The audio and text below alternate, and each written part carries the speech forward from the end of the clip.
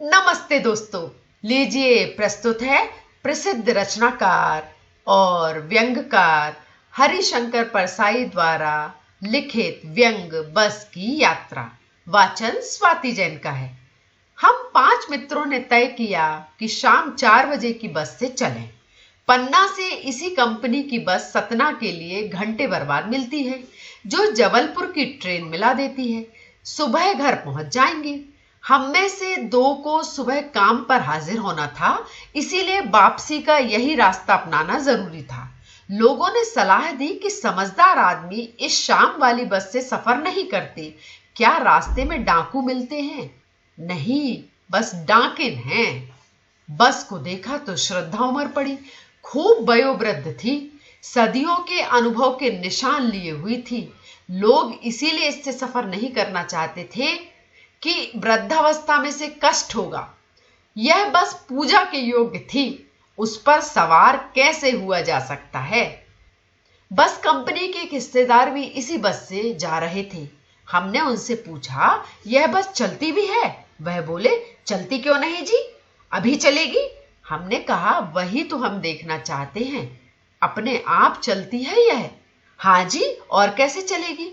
गजब हो गया, ऐसी बस अपने आप चलती है। हम आगे पीछा करने लगे। डॉक्टर मित्र ने कहा, डरो मत, चलो, बस अनुभवी है, नई नवेली बसों से ज्यादा विश्वसनीय है, हमें बेटों की तरह प्यार से गोद में लेकर चलेगी। हम बैठ गए। जो छोड़ने आए थे वे इस तरह देख रहे थे जैसे अंतिम विदा दे रहे हैं।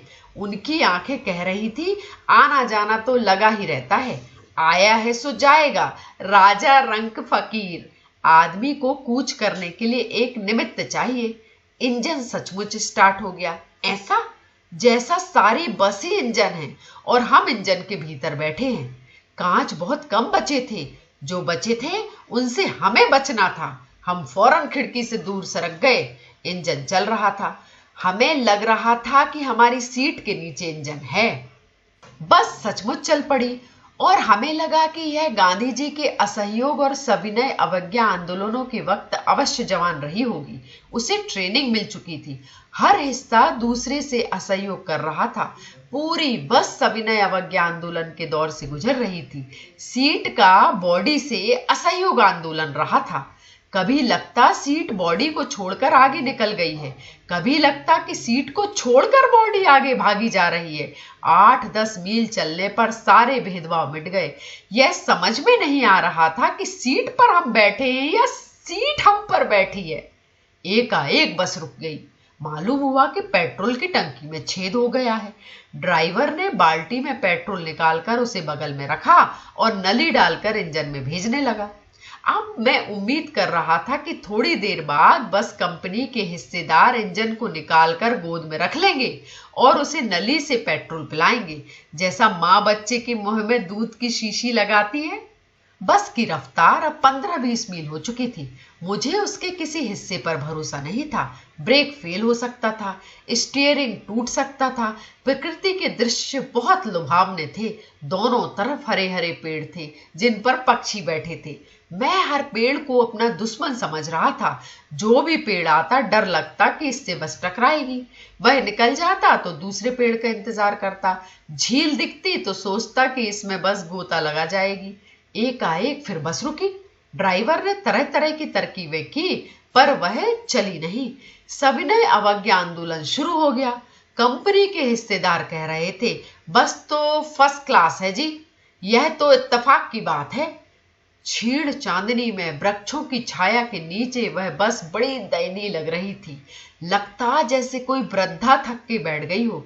हमें ग्लानि हो रही थी कि बेचारी पर लदकर हम चले आ रहे हैं। अगर इसका प्राणांत हो गया तो इस बियावान में हमें इसकी अंत्येष्टि करनी पड़ेगी। हिस्सेदार साहब ने इंजन खोला और कुछ सुधारा। बस आगे चली। उसकी चाल और कम हो गई थी। धीरे धीरे वृद्धा की आंखों की ज्योति जाने लगी। चांदनी में रास्ता टटोल कर वह रेंग रही थी।